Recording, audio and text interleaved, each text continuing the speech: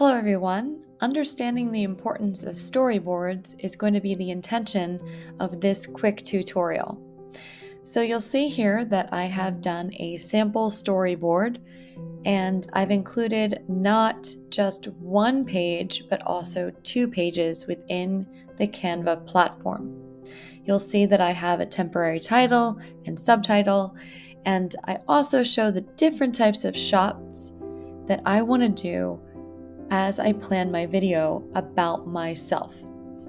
The notes page is where I'm going to put in my storyboard my drafted script, because I want that script to relate to the images that I'm going to be taking. So you want to make sure that those notes are presenting the information that Miss Cat wants you to have within your Who I Am storyboard.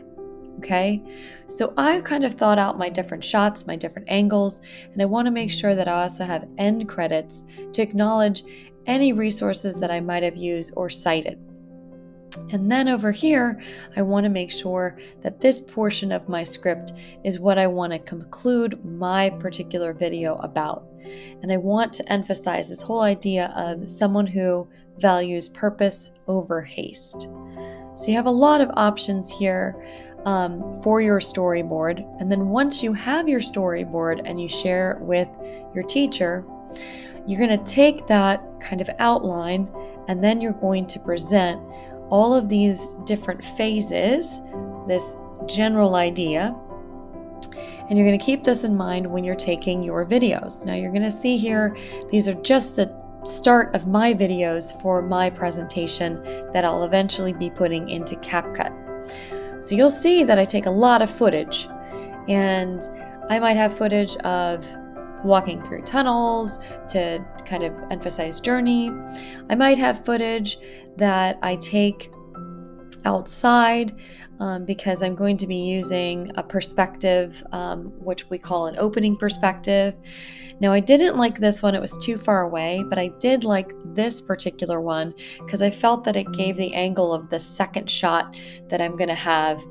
And before you even put anything into CapCut, you're going to be using your own innate, that means already the tools that are on your device to edit those images.